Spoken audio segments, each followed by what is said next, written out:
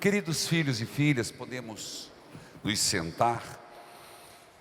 E quem está em casa também, eu preciso um pouco de vossa atenção, porque é muito importante entender a profecia do profeta Isaías, que é ela que vai nos abrir a dimensão do Evangelho. Veja, o profeta Isaías parte de um princípio, e que nós temos que ter claro. Meus irmãos, existe uma verdade: o mundo, ele foi criado por Deus. Foi ou não foi? Sim. E a partir dali, Deus criou tudo de uma forma harmoniosa. Ele criou tudo pela luz do próprio Espírito, e tudo estava bom. Mas a partir da desordem, o que nós chamamos do pecado, da desobediência dos nossos primeiros pais no paraíso, Adão e Eva, a humanidade, desobedecendo a Deus, se rebelando contra o seu Criador, foi expulsa do jardim, do Éden. Essa expulsão marca o momento que, a partir de então, a humanidade perde a luz. Então, desde ali, a humanidade vem nas trevas. E, sinceramente, por si só, não teria perspectiva. Eu queria que, parece que eu estou falando muito complicado, não é. Sem Deus, o ser humano não podia se regenerar. A dívida que tínhamos com Deus era muito grande para ser paga, e nenhum homem poderia pagar essa dívida. Então, no Antigo Testamento, nós ouviremos muito falar isso: o povo que andava na escuridão, o povo que andava no deserto, o povo que caminhava rumo à terra prometida. Nós vamos ouvir muito isso. E Deus, ao longo dessa história, Ele foi tentando trazer o povo. Olha quantas iniciativas. Quantas vezes Deus vai lá no Antigo Testamento, o povo não entende, Deus perdoa, o povo reclama, Deus liberta, faz passar pelo mar vermelho, depois manda codornizes, depois o povo resmunga, Moisés resmunga, e ele bate na pedra, sai água. Deus vai tentando, mas ainda não está resolvido. O povo entra na terra prometida, Deus continua a mandar seus profetas, mas ainda não está resolvido. Por isso, a encarnação do Cristo, entenda isso. Por favor, isso não é só teoria. A encarnação de nosso Senhor Jesus Cristo e sua paixão, morte e ressurreição, Ele tirou as trevas. Lembremos que diz que quando João Batista que foi preso, João Batista foi aquele que apontou para Jesus e disse: eis o Cordeiro que tira o pecado. Então, as trevas, a desunião com Deus, eis aquele que paga as nossas dívidas, eis aquele que deu a todos nós, de novo, o direito de entrarmos no paraíso, de onde nós fomos expulsos por nossa culpa. Conseguiu compreender isso? Eu sei que parece, mas sem Jesus não tem nada. É por isso que a igreja vai dizer,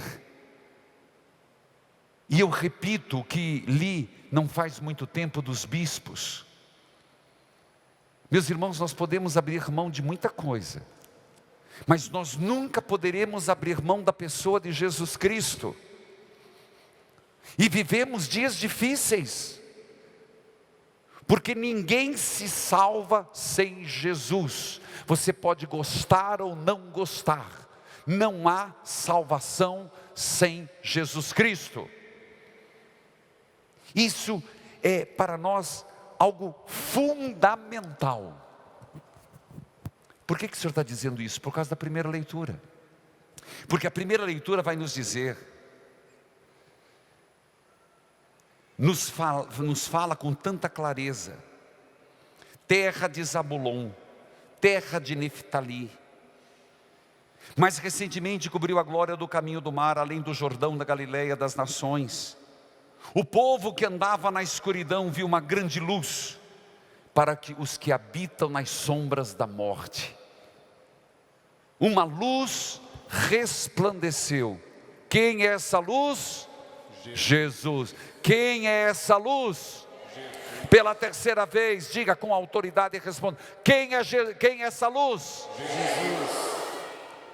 Perder Jesus é perder a luz. Agora você vai entender com mais clareza o Evangelho. Nós estamos falando do cotidiano de Jesus. Nós estamos falando da vida de Jesus. E veja que o Evangelho diz assim: João apontou, eis o Cordeiro de Deus. Quando soube que João tinha morrido, ele foi para Cafarnaum, na casa de São Pedro, que inclusive quem viaja comigo sempre na peregrinação, uma das missas, eu pedi que fosse rezada sempre lá, que a gente reza em cima das ruínas. Todo ano eu vou para Pentecostes, e lá eu me abasteço muito, pensando que lá foi um dos lugares de maior número de milagres de Jesus. Mas ele foi lá, para cumprir o profeta Isaías, mas caminho do mar havia mares. Veio trazer luz para os povos. Então nós temos que entender que o que o Senhor veio trazer e vem trazer é luz. Mas você vai me perguntar: que luz? Primeiro, que tira as trevas. Luz que clareia o nosso pensar. Luz que corrige o nosso caminho tortuoso. E como que Jesus traz essa luz? O Evangelho nos explica. Então, para nós que estamos começando uma caminhada do tempo comum, é deixar que essa luz de Jesus nos corrija. É deixar que a vida do Cristo nos leve a um caminho seguro. E qual o único caminho seguro? O caminho do reino de Deus. Veja, Jesus, a primeira grande frase dele: convertei-vos. Convertei-vos à luz, convertei-vos ao meu Evangelho, convertei-vos à boa notícia que vos trago. E aqui, meus irmãos, nós temos que tomar uma decisão. Não dá para ficar em cima do muro. Eu não sei se não dá para a gente querer viver nas trevas e na luz. Você vai dizer: mas eu consigo viver nas sombras. Até quando? Até quando? Por que tomar a decisão para sermos filhos das trevas? Se nós sabemos que não há salvação sem Jesus Cristo, alguém aqui quer não se salvar? Ninguém levantou a mão. Todos queremos a salvação. Como que Jesus faz?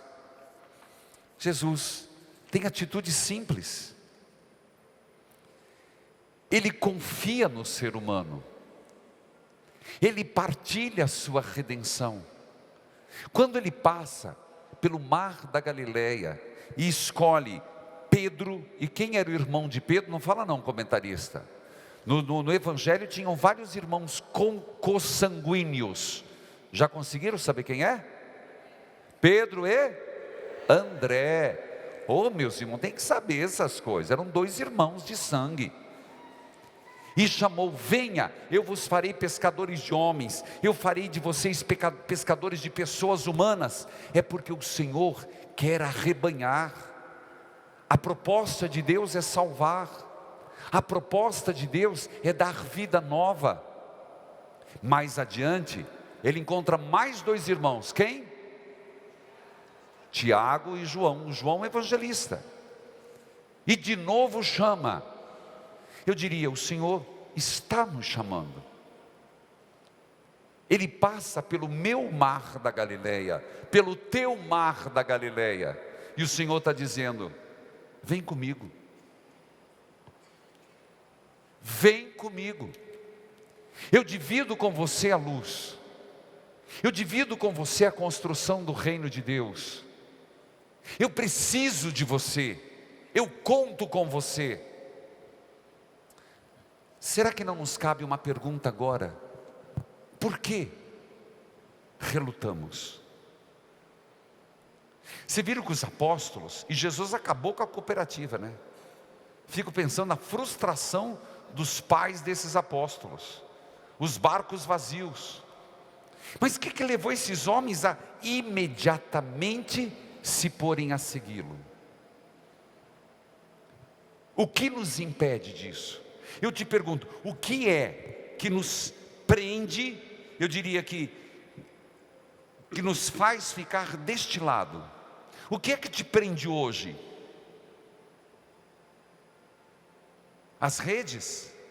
O trabalho? Eu sempre digo, a igreja seria mais viva se todos colaborassem um pouco mais. Eu não estou falando de dinheiro, também, mas não é isso. Quantos precisamos de missionários, de catequistas, de ministros, de pastoral do idoso, pastoral da criança?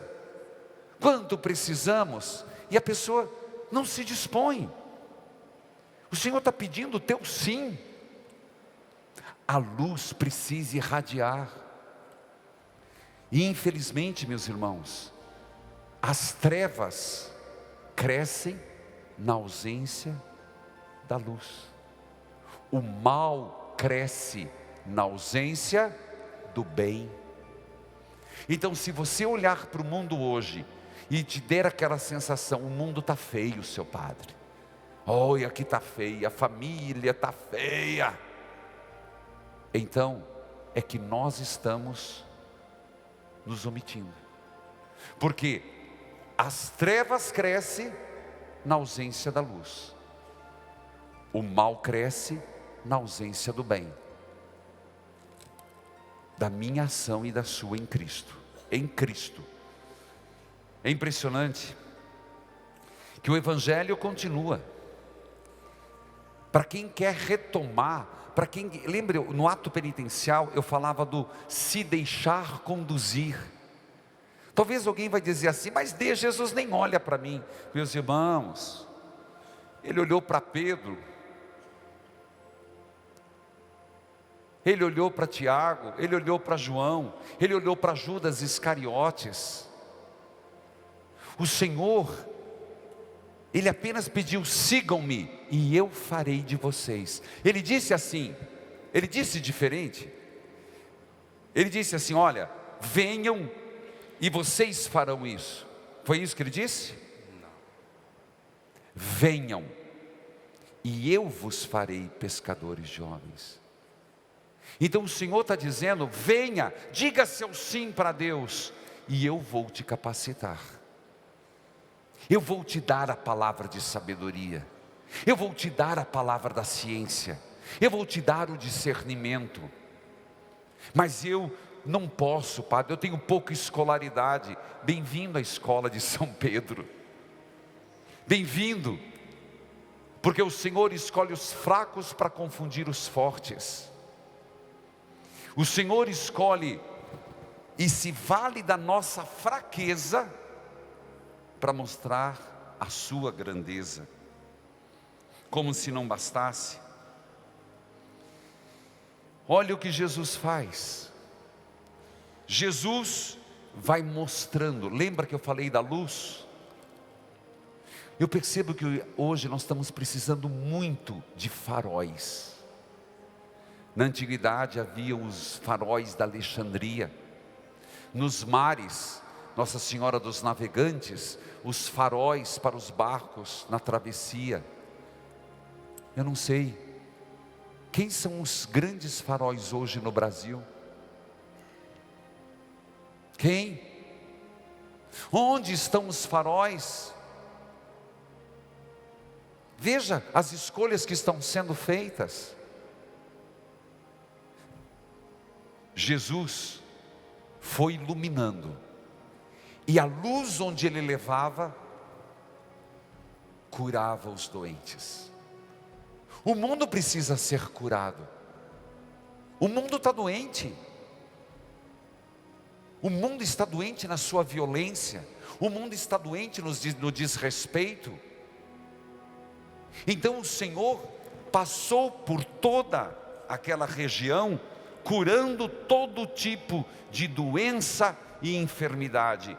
E não era só física, era dos cegos que viviam nas trevas, dos surdos que não se abriam à palavra de Deus, dos mudos que não tinham a palavra de Deus no coração. É lindo demais. O que Jesus nos trouxe é algo maravilhoso. É maior do que o farol da Alexandria. E nós precisamos irradiar, meus irmãos. Nós precisamos irradiar essa presença de Jesus Cristo, essa luz sem ocaso, essa oportunidade que temos de salvação. Nem vou conseguir falar do Evangelho, da segunda leitura, mas a segunda leitura é, na verdade, uma sequência da liturgia, porque a segunda leitura nada mais fala que Paulo vai dizer: por favor, entre vocês não haja contenda, brigas. Lá da comunidade de Corinto, mas não é Corinto não, é Guadalupe, é cada um na sua paróquia. Pare de brigar. Ninguém é de Pedro, ninguém é de Paulo. Por acaso foi Paulo que morreu na cruz? Foi Pedro que morreu na cruz? Não, foi Jesus. Então não há divisão quando todos somos de Jesus Cristo. Pronto, resolvido. Ninguém tem luz própria. Se até Nossa Senhora nós chamamos do mistério lune, que ela, tal como a lua tem luz própria? Tem? Não, pelo amor de Deus. Na escuridão ela reflete a luz do sol, mistério lune. Se até Maria reflete a luz que é Jesus, ninguém, nem eu nem você temos luz própria. A nossa luz é reflexo do Senhor. Tão pouco reflexo estamos dando no mundo. Louvado seja nosso Senhor Jesus Cristo. Para sempre seja louvado.